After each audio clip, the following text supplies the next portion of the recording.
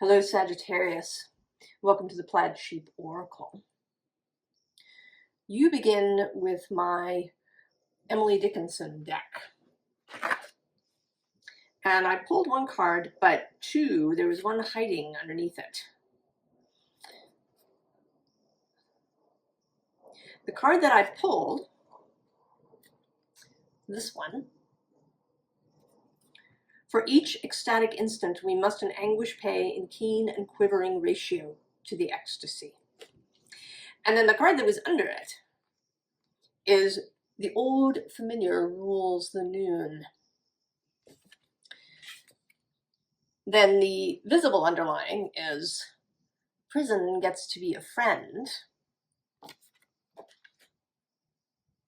And actually below it is all is the price of all. And then the unseen underlying, to earn it by disdaining it is fame's consummate fee. And this is very interesting.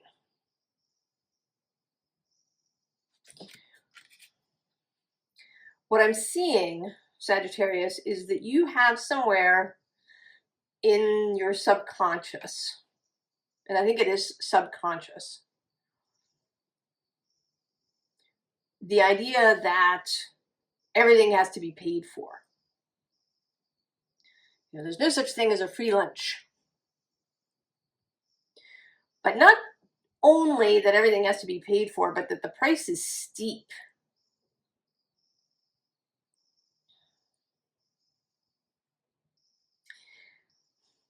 And then there's something in the deep underlying, really unseen. And maybe you know this, maybe you know that you have this belief around, maybe that you have to earn things,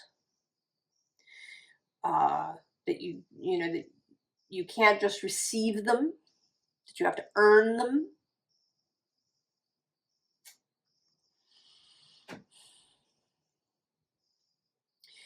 But deep under that, there's something about it being virtuous.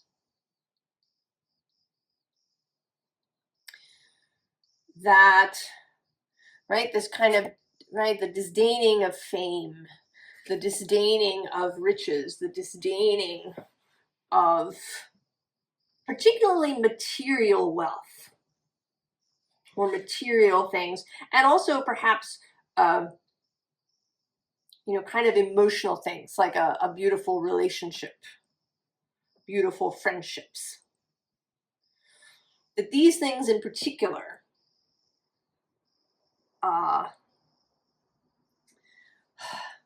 that you should be disdaining them, that they're that the virtuous don't desire these things. And you may not even know that that's underlying there somewhere. Currently, Mercury is moving direct, but he's not out of his shadow. He doesn't come out of his shadow until after the new year. I don't know how many days, it's a few days into January. Like January 3rd or 4th, I think, that Mercury will leave his shadow. And then it's another few days before he leaves Sagittarius entirely. But Jupiter will still be moving retrograde opposite your sign until early February. So there's stuff I think is coming up for you that may be unexpected. We have this Queen of Earth. So there is something very earthy about all of this. That this has a lot to do with what you have personally.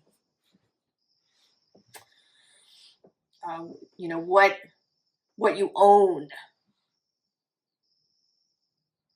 And Sagittarius is certainly a sign that, because it is so mobile, because it is this sort of seeking thing and perhaps has this association with traveling and moving.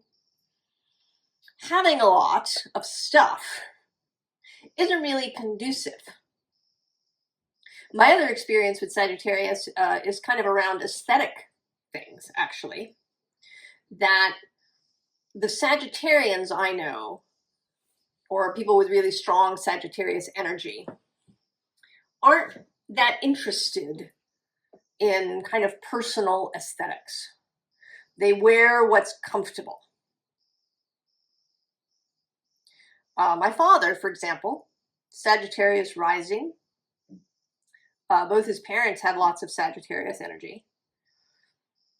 He wanted to wear things that were comfortable, and if he found something that he liked, he would wear it until it died, until it fell apart. He didn't like to go shopping. It was not something he enjoyed. He wasn't concerned, if his shirt had holes in it. That simply was not something that concerned him. And I would say that if that's the case, if it's really that you genuinely don't care, that it simply doesn't concern you, you are, right, you're quite content and happy, and you're moving through your life, then that's cool. But there's something here, there's some underlying something that feels a little dysfunctional. This idea that if you were virtuous, if you, and it's not really martyrdom, it's, it is virtue, it is, a kind of clean thing, people who talk about clean food. And we're going to come to that again a little bit later. There's a righteousness in this. And this may well be something that you, received from your family. There can be a little bit of sour grapes in this. If you grew up without having very much.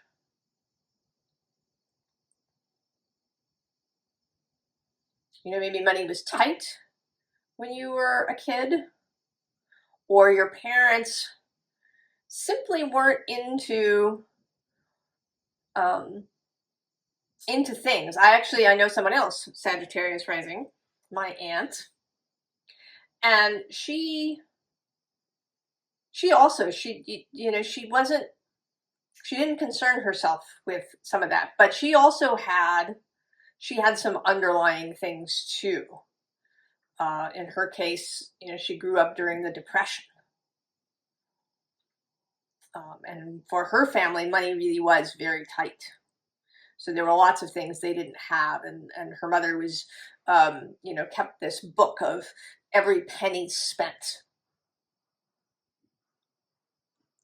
So there's something underlying this that is resistant.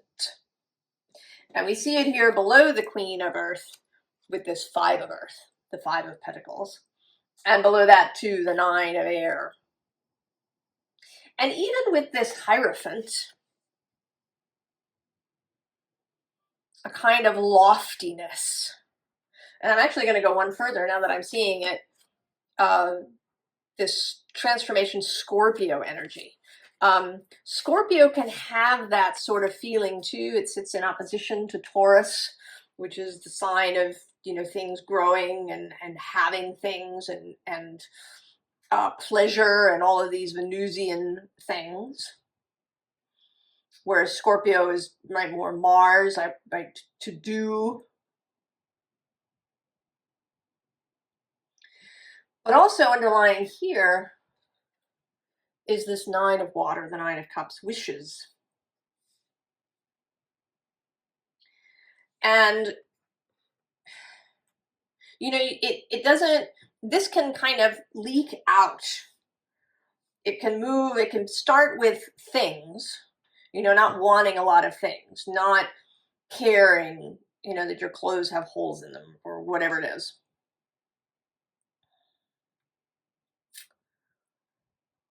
But it can leak out into other things that aren't necessarily objects. It can leak out into your salary, or what you're willing to charge people in your business, or to the way that you are in relationships, to what you can receive emotionally from people.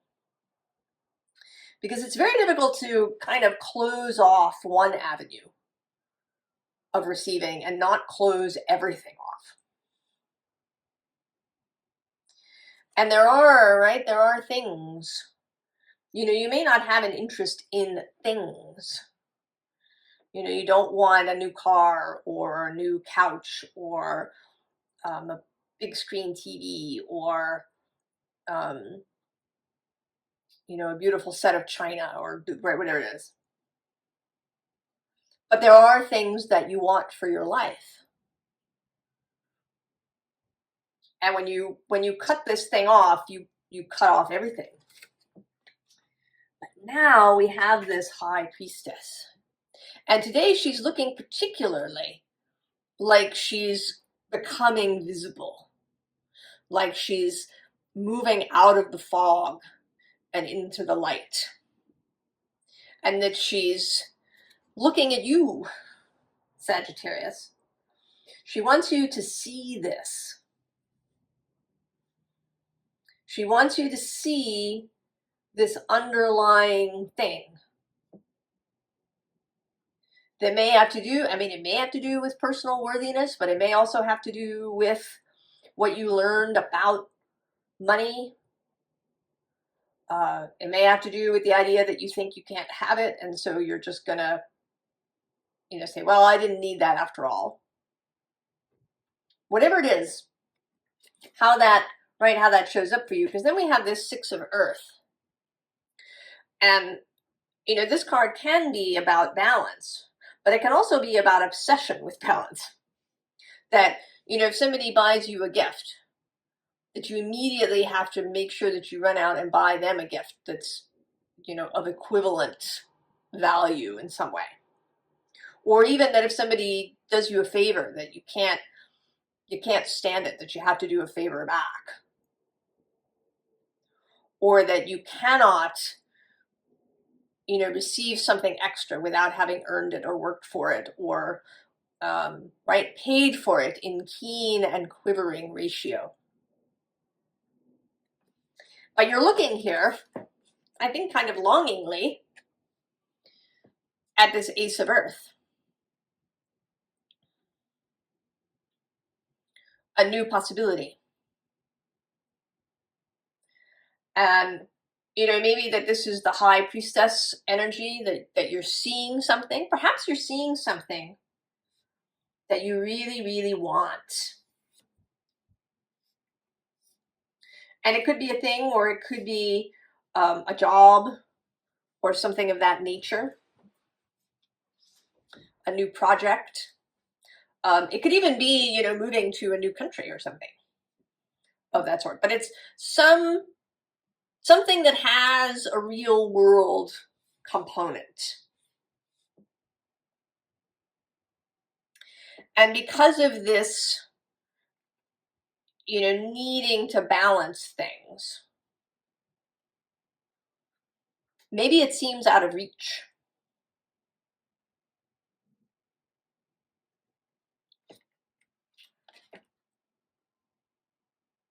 But beyond it is this Eight of Earth. And it's one of my favorite Eight of Pentacles. It's really beautiful. And incorporates this idea of artistry and creativity into the notion of work, of what we do in our lives. And this does seem to have to do with a job or a profession.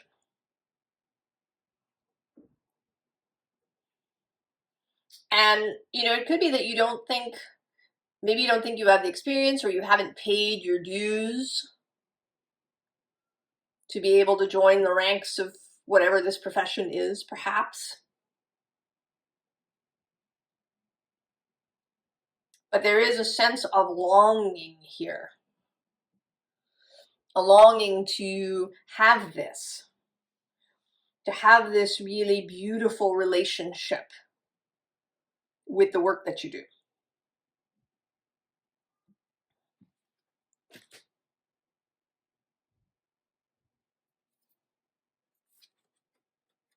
And so we have this particular Seven of Water with the star. Choosing your star.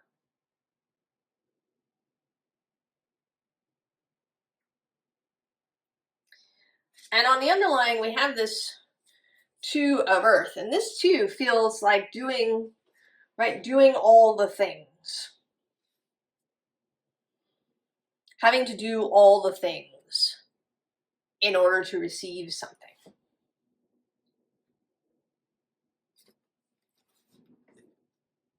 But under this Seven of Water is the Ace of Water, the Ace of Cups. That space within you that runneth over. That if you allow it, will nurse you and fill you and guide you. That it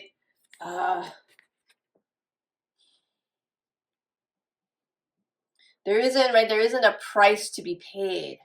I mean, there are things that we need to do. You know, we need to keep our signal clear.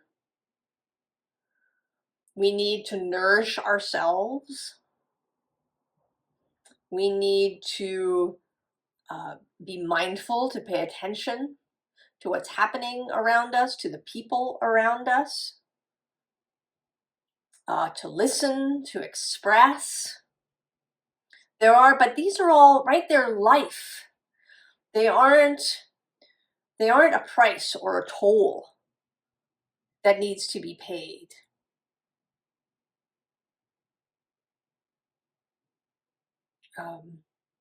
You know, it's a very grim idea that ecstasy has to be paid for with anguish.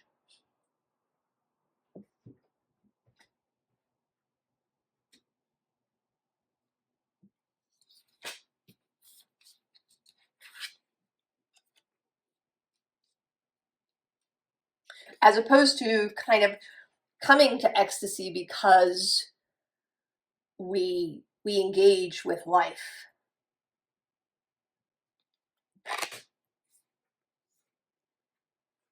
Right? Four of Cups. So you can, in this condition, reach this point where you become apathetic. That if everything has a price, you don't want to engage with it. What's the point? What's the purpose? You know, maybe I could just stay here. I could just kind of float through, paying as little as possible. But right, I feel like just if you lifted your chin, you would see this Ten of Water happening over here.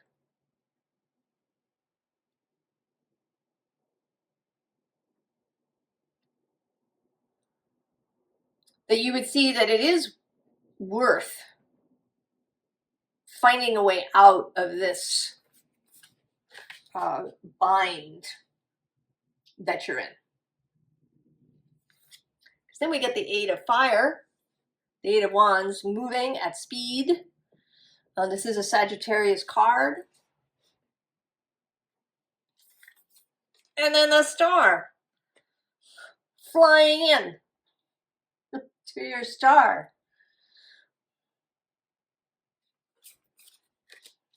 But you do need to lift your chin to maybe to look at that which you are longing for. And then to see that, there isn't this steep price. That reaching for the star doesn't mean, that there's going to be some other shoe that drops and that you are, spend the next 3 years suffering because you got this thing that you wanted.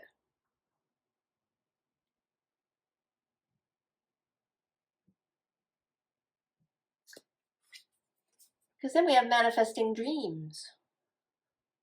Yeah. And below that, and then down at the bottom, we have both purification and purity.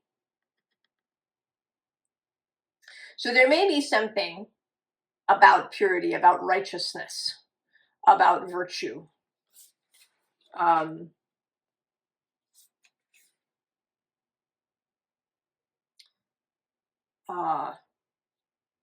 That you have to keep yourself clean in some way. That, reaching for what you want means that you're, giving into attachment, or you're, giving into kind of internal devils or gremlins, that the way to live, is in a sort of a monk fashion. To be a kind of itinerant hermit, perhaps, who travels from place to place with nothing, but his staff and his begging bowl, and this kind of notion that this is how to be pure. So that may be underlying this somewhere, even if you don't know it. We have family.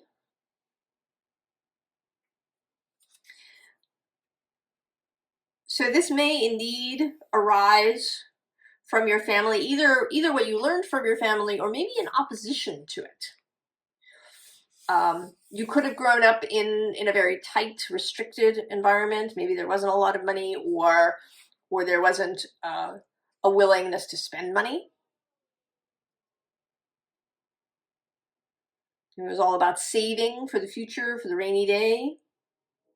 Or it could be that it was the other way around. Maybe you grew up in a really profligate, kind of careless with money environment. Or environment where people bought lots of stuff and your house was just filled with stuff, but nobody was really happy.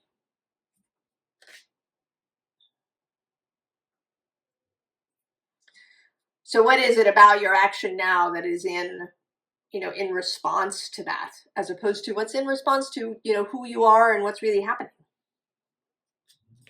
So then we have trust, of course. And this is trusting yourself. Trusting that you have wisdom,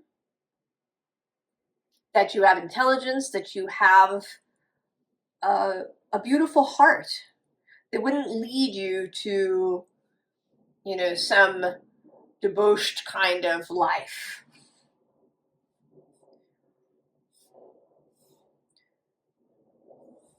That there is really heartfelt, genuine, loving intention within you in this longing. And then transmutation.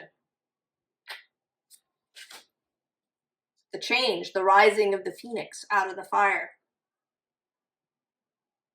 And it may be really uncomfortable for a while. And it may require you to come back to this repeatedly. We do often come back to things repeatedly. Each time loosening the knots a bit more, releasing more resistance until it's clear.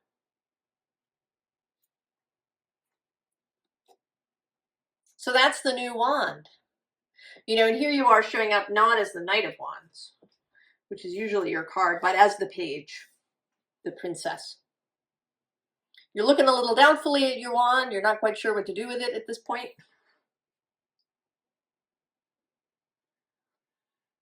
But you're willing to give it a go. And underneath that, or underlying the deck, is justice. So setting things to rights, bringing things into a more harmonious place. And under the page is the Ten of Cups. And actually there's the Hermit, but not this lone begging bowl on the road kind of hermit.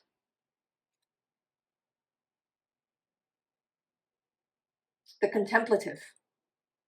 And actually below her is the Ace of Pentacles. And in fact, the King and the Prince. So we've now had Queen, King, Prince, 2 aces. The only thing we're missing is the Page of Pentacles.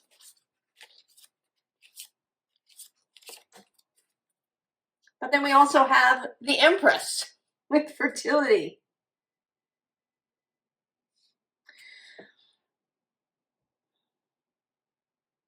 This is a bit like, right, it's a block to pregnancy, to fertility.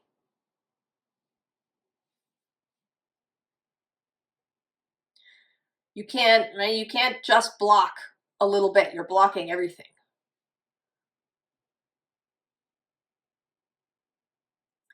Even fertility in other places, in other ways, creative fertility.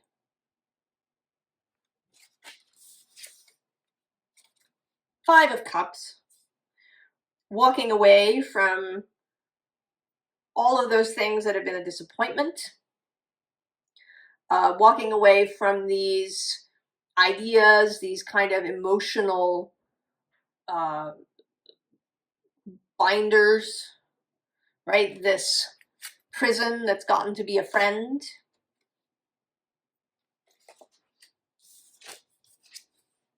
Prince of Swords, new ideas. That Jupiter moving through Gemini. And this is one of 2 Princes of Swords that for me is about commitment, right? He's got his hand on his chest there. He's making a vow. He's making a commitment to keep his mental channels clear, to know when he's having these really resistant thoughts. And they can show up, in perhaps in judgments of other people. Oh, I can't believe that person bought all of that stuff.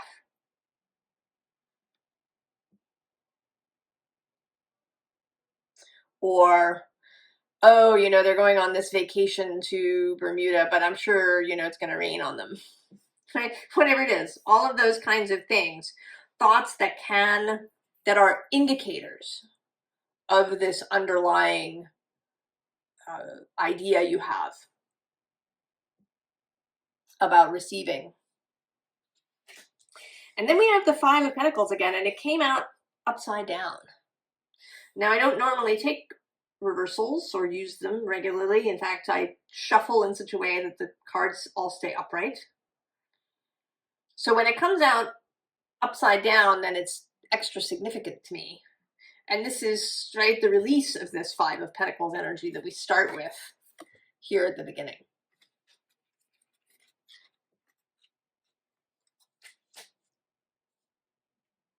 Now that you know, now that this High Priestess has made you aware in some way, perhaps through this reading, or maybe you've even been feeling it. Christmas can totally, and these holidays, Christmas, Hanukkah, all these holidays where gift giving is a thing.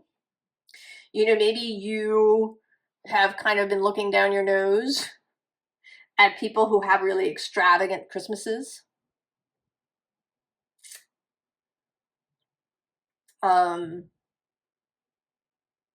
Christmas can totally bring up our issues around stuff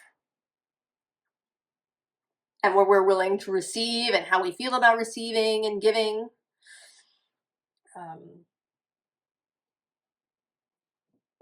So it's coming up, and now that it's coming up, there is a real possibility for you to begin releasing that It may be a process for you, but to make the commitment.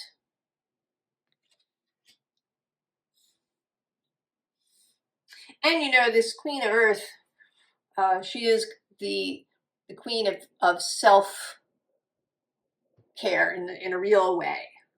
You know, being kind to the self. So don't beat yourself up, you know, if this doesn't happen instantly and you need to do some practicing of it. Advice. Interestingly, we have this Valor card,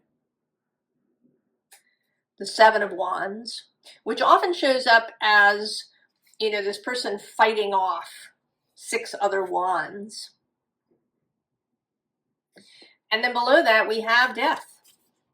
And actually below that, I'm just seeing now, is Wealth and this 8 of Wands. Oh, look, and the Sun.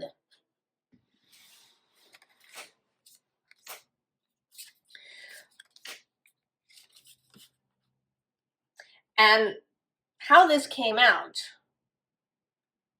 was as the end of the need for valor, the end of a need to fight, to resist. Allow the resistance to die. Because on the bottom, we have pleasure. Because I don't think when we have this really resistant attitude, maybe when we have judgments, when we have these ideas about receiving and what it means to have and to own and to desire, if we've got resistance around that stuff, I think we can't take real pleasure in things. We can't even take real pleasure in that which we've earned. Because there's always a little bit of an edge in some way.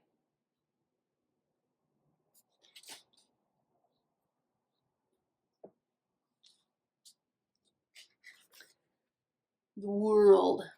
And this is absolutely coming through as dropping this weight.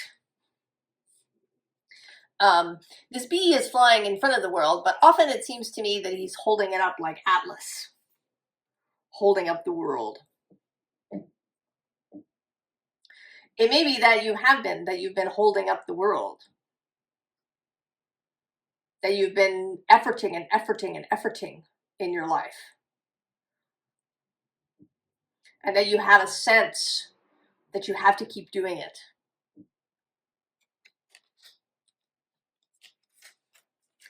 Then the Nine of Swords. And this particular Nine of Swords always to me looks, you know, this person coming out from behind the shadow.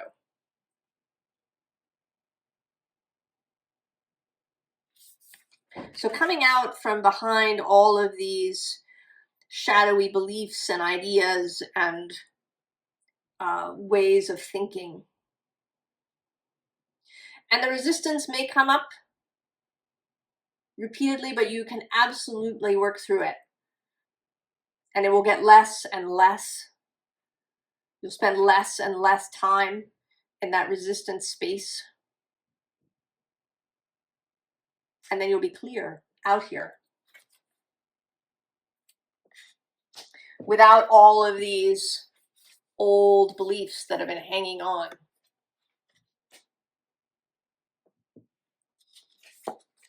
And then we get the Two of Swords with peace.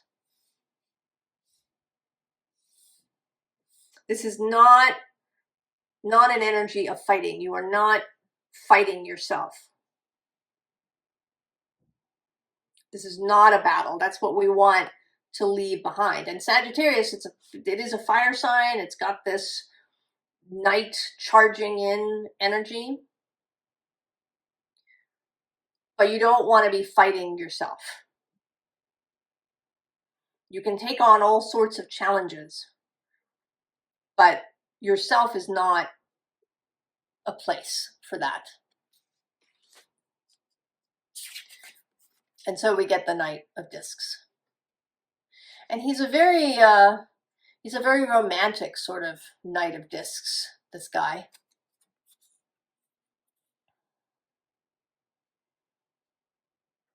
I often see these as sort of tentacle kind of images. There's a watery feeling. He's almost sort of a combination of the Knight of Pentacles and the Knight of Cups. There's a gentleness, but also a persistence. We do it over and over, and each time it's better and better. That is the commitment.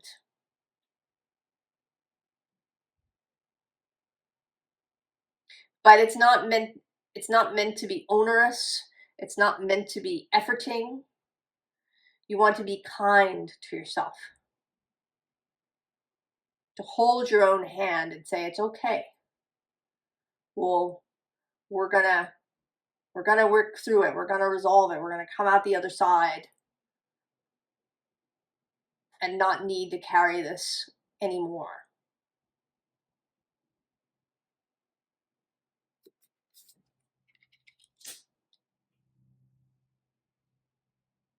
So, Sagittarius. It seems this is a real moment for you to find your way through this, to really resolve. I don't even want to say release. I want to say resolve.